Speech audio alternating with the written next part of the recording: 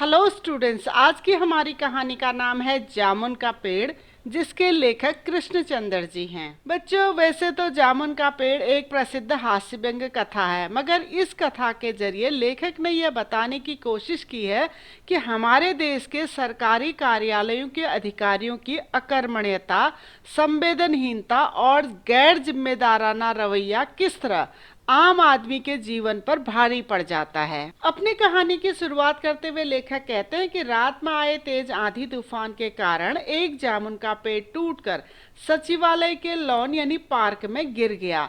सुबह जब माली ने आकर देखा तो उस जामुन के पेड़ के नीचे एक आदमी दबा हुआ था, जिसकी खबर माली ने तुरंत जाकर चपरासी को दे दी। चपरासी ने जाकर यह खबर क्लर्क तक पहुंचा दी और क्लर्क ने यह खबर सुपरिंटेंडेंट साहब तक पहुंचा दी। खबर सुनते ही सुपरिंटेंडेंट साहब दौड़कर बाहर आए। तब तक जामुन के पेड़ के नीचे दबे आदमी के चारों तरफ एक अच्छी खासी भीड़ जमा हो चुकी थी। सभी लोग उस जामुन के पेड़ के गिरने का दुख मना रहे थे, क्योंकि किसी को उस जामुन के पेड़ की जामुन बहुत रसीली लगती थी, तो कोई फलों के मौसम में उस पेड़ से झोली भरकर जामुन अपने बच्चों के लिए घर ले जाता था। मगर उस पेड़ के नीचे दबे हुए व्यक्ति की चिंता किसी को नहीं थी। तभी माली का ध्यान उस पेड़ के नीचे दबे हुए व्यक्ति की तरफ गया। माली को लग रहा था कि शायद वह व्यक्ति अब तक मर चुका होगा, लेकिन पेड़ के नीचे दबे हुए व्यक्ति ने अपने जिंदा होने की बात लोगों को बताई।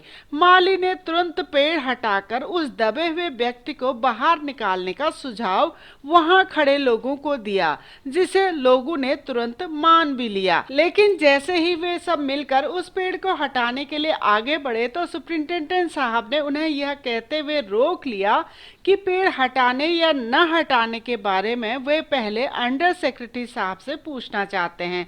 फिर सुपरिंटेंडेंट साहब ने मामला अंडर सेक्रेटरी को और अंडर सेक्रेटरी ने डिप्टी सेक्रेटरी को, डिप्टी सेक्रेटरी महाशय ने जॉइंट सेक्रेटरी को और फिर उन्होंने चीफ सेक्रेटरी को यह मामला सौंप दिया। चीफ सेक्रेटरी ने यह मामला मंत्री महोदय तक पहुंचा दिया और फाइल भी एक ऑफिस से दूसरे ऑफिस तक चलती रही, जिसमें आधा दिन बीत गया।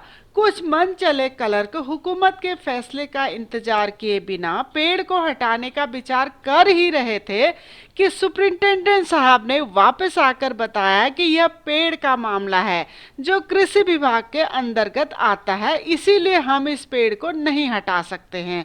और इस प्रकार यह मामला व्यापार विभाग से कृषि विभाग तक पहुंच गया।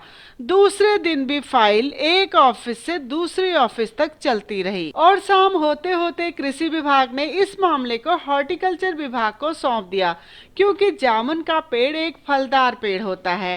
पेड़ के नीचे दबे उस व्यक्ति के चारों ओर पुलिस का पहरा लगा दिया गया, ताकि कोई भी व्यक्ति कानून को अपने हाथ में लेकर पेड़ को हटाने की कोशिश ना करे। रात को पेड़ के नीचे दबे उस व्यक्ति को माली ने दाल भात खिलाया। माली ने जब उस व्यक्ति से उसके परिवार के बारे में पूछा तो व्यक्ति ने खुद को लावारिस बताया। तीसरे दिन हॉर्टिकल्चर डिपार्टमेंट के साहित्य प्रेमी सचिव ने जामुन के पेड़ के स्वादिष्ट फलों और पेड़ लगाओ पेड़ बचाओ कार्यक्रम की दुहाई देते हुए जामुन के पेड़ को काटने की इजाजत नहीं दी। तभी भीड़ में खड़े एक मनचले व्यक्ति ने पेड़ के नीचे दबे उस आदमी के शरीर को दो भागों में काटकर बाहर निकालने का सुझाव दिया। इस पर दबे हुए व्यक्ति ने आपत्ति जताई कि ऐसे तो वह मर जाएगा, लेकिन मनचले व्यक्ति ने तर्क दिया कि प्लास्टिक सर्जरी की उन्नत व आधुनिक तकनीक के माध्यम से उस व्यक्ति के शरीर को दोबारा ज्यों का त्यों वैसे ही जोड़ा जा सकता है। उस मनचले व्यक्ति के सुझाव पर विचार करने के लिए फाइल को मेडिकल डिपार्टमेंट में भेज दिया गया। मेडिकल डिपार्टमेंट ने अपने एक होनहार सर्जन से इस बारे में बात की। सर्जन ने बताया कि ऑपरेशन तो सफल हो सकता है, मगर आदमी का बचना मुश्किल है। इसके बाद इस योजना को भी बंद कर दिया गया।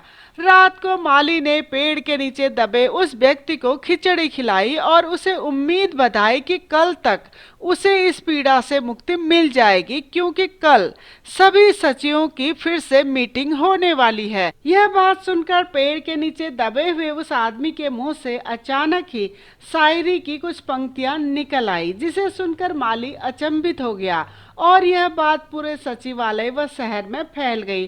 खबर के फैलते ही उस दबे हुए व्यक्ति के चारों ओर लेखक व कवियों की भीड़ जमा हो गई। वहां एक कवि सम्मेलन सा माहौल बन गया। अनेक कवि व शायर आकर उसे अपनी अपनी कविताएं व शायरी सुनाने लगे।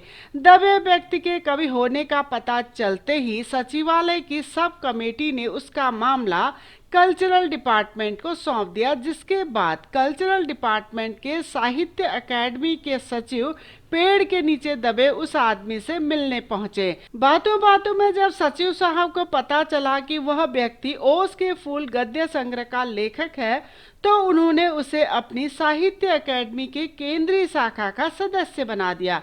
लेकिन उस व्यक्ति को पेड़ के नीचे से निकालने का कोई प्रयास नहीं किया। पेड़ के नीचे दबा हुआ व्यक्ति अथाह दर्द में था और अपने निकाले जाने की आस लगाए बैठा था। लेकिन कल्चरल विभाग वालों ने यह मामला वन विभाग को सौंप दिया। शाम को माली ने आकर उस दबे हुए व्यक्ति को बताया कि कल वन विभाग के आदमी आकर इस पेड़ को काट देंगे और फिर तुम्हारी जान बच जाएगी। माली बेहद खुश था। वह उस व्यक्ति की जान बचाना चाहता था, लेकिन उस व्यक्ति की सेहत लगातार गिरती जा रही थी।